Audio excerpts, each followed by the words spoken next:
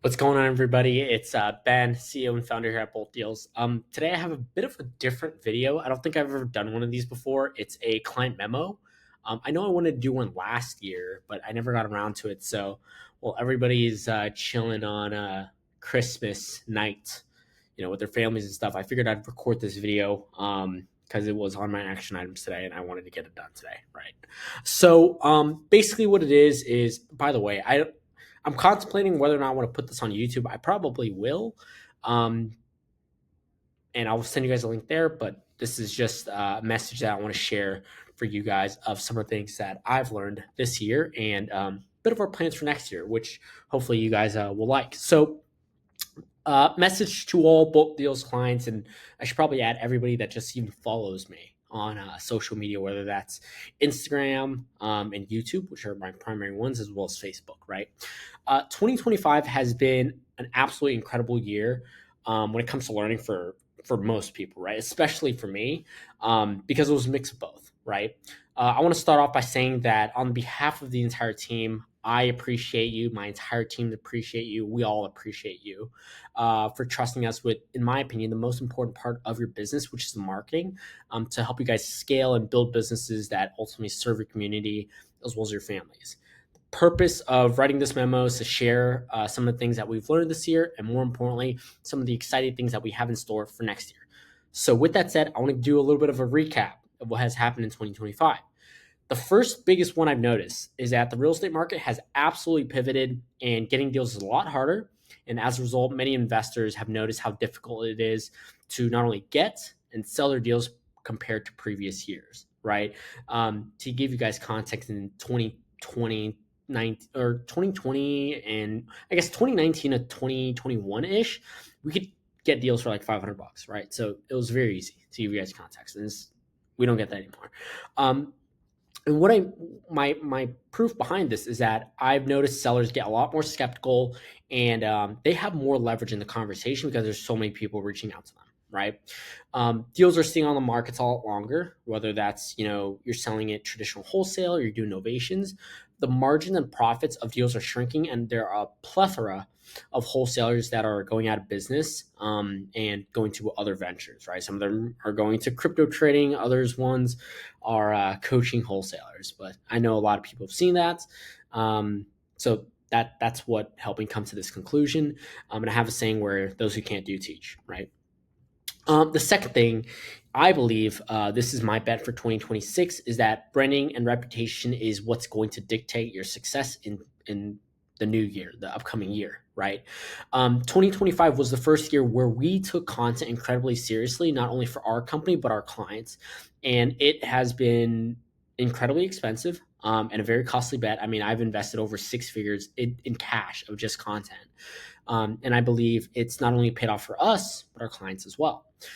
My bet is that in a world where everyone can just run direct response marketing, social proof, online presence, and brand will help the best investors win, right? So here's I guess a supporting argument. If you think of all the influencers, the big guys in the space, the ones that have thousands of followers, tens of thousands, hundreds of thousands of followers, they're the type of people that are getting endless opportunities and deal flow, and their growth compounds month over month from it. So I'll give you two examples, right? These are the easiest examples that are just on my page, and clients have given me permission to do it, right, or to showcase. So we had two clients. This guy came earlier. These group of people came earlier in the year. This guy came um, later in the year, right? So like Q4 ish. And we have a bunch of other people that have came on. We had Adriel, we had Grant and Carson. We have a bunch of people as well. These are just two of the easiest ones. And the reason why I know this is because throughout this entire year of 2025, we would invite clients to come out to Austin, Texas for a podcast to not only document their journey, but to share their lessons. That way, newer people like you guys can learn and not make the same mistakes they did. And what I've noticed, and this is really, really incredible here, what we've noticed is that the audience responded very well, like you guys watching this on YouTube, and you guys actually started reaching out to our clients to either do J videos, so the audience would submit like deal flow, like contracts, whatever, ask to get coached or get hired, right? And this validated the thesis that I got and presented a benefit that I didn't even know was there. And branding slash content gave us and our clients a competitive edge that no other opportunity can. So, like I said, the context behind this, a client would spend money on a hotel and plane tickets to drive out to Austin. We would spend 1 to 2 hours recording a podcast. And as a result, people will watch, reach out, and do deals. If we know that the average deal is $20,000 to $25,000 per deal profit, and our clients are getting a 60% cut of that because it's a 60-40 split typically, that means our clients would make $12,000 to $15,000 per deal for basically free because the acquisition cost of the deal is zero, right? So anything after that is profit, right? You do 1 or 2 deals of those a month, that's 20-ish, 30-ish thousand dollars a month in pure profit. Like that's amazing, right?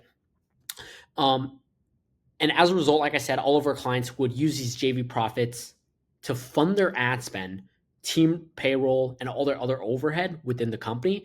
Then all the profits they get from direct to seller PPC would go straight to their bottom line, right? So that's like the fun money, the cherry on top money. Or I guess it's the other way around. Depends on how you want to look at it, right?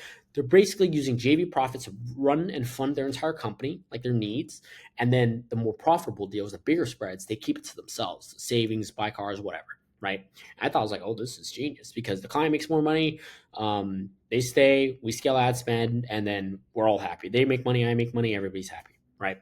Um, I have not seen another agency do this for any of their clients, so I'm excited because going to 2026, we're going to be doing a lot more of this. We did a few good ones this year, but it was a lot of testing and learning and iterating because it's not the easiest thing to pull off. Um, and the reason why is because there is literally zero downside, right? There's operational stuff on our end that we figured out after doing it for a few times, but now it's going to be a lot easier to run, and you guys can be expecting to do more of it, right?